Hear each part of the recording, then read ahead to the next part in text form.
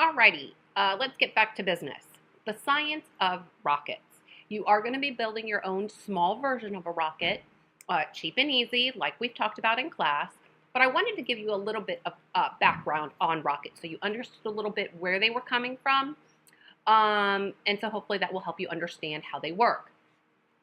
Okay, how were rockets developed? All began in China hundreds of years ago. Where the rocket originated. And all a rocket is, very simple device, expelling gas at one end so that the rocket shoots in the opposite direction. Very simple Newton third law action-reaction principle.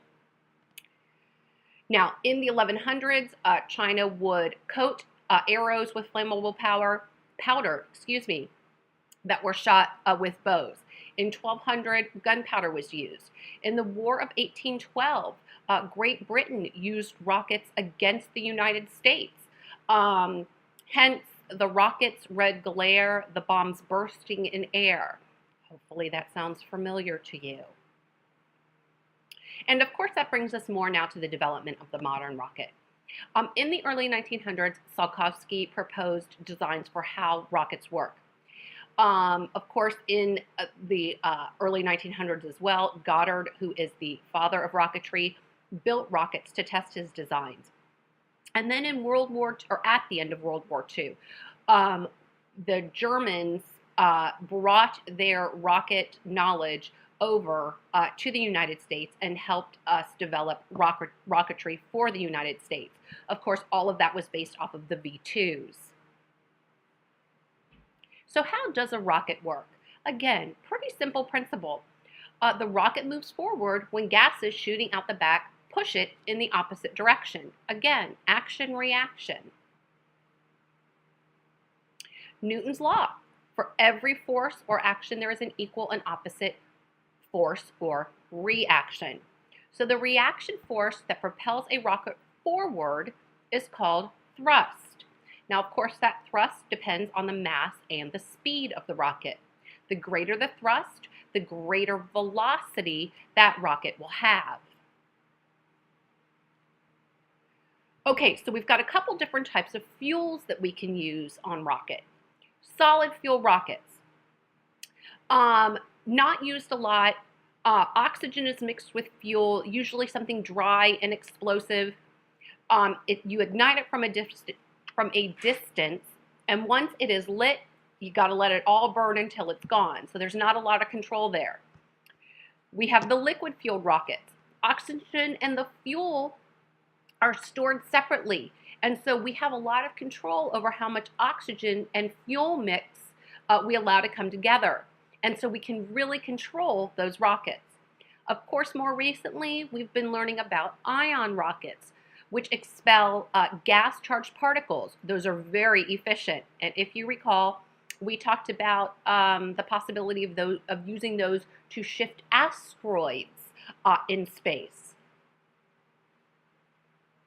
Okay, so when the rocket takes off, a couple things that we have to consider. The rocket must have a greater thrust than the force of gravity pulling it down. Now, once it's off the ground, it has to maintain a certain velocity to stay in orbit. So we've got a couple velocities I want you to be aware of. Orbital velocity is the velocity a rocket must achieve to establish orbit. And we've got an escape velocity. That's the velocity a rocket must reach to fly beyond Earth's gravitational pull. So we've got to make sure that we can escape Earth's gravity and maintain enough speed that we stay in orbit. Sounds simple. Okay, so multi-stage rockets. Typically anymore, we don't just have one big thing that we send up because it's not cost effective. Specifically because as that fuel burns, now you're dragging along these empty canisters. And who wants to lug those up into space? And so in these multi-stage rockets, smaller rockets or stages are placed one on top of the other. And they can be fired in succession.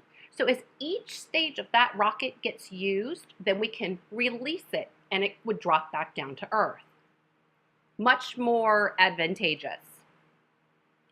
Okay, so here's a beautiful diagram of a multi-stage rocket. so you can see exactly what's happening. The first stage of the rocket ignites, and it provides that thrust for launch. It provides that escape velocity. Then the first stage separates and falls back to Earth. The second stage then ignites, and that second stage, once its fuel is used up, once it has gotten the primary part of the spacecraft where it needs to go, it would separate and fall back to Earth. Then the third stage ignites, again, getting the rest of that spacecraft into the orbit where it needs to be, and then it too would be discarded. So we can see that we're not taking up anything into space that isn't necessary. Okay, that is it for this one. I will see you all tomorrow.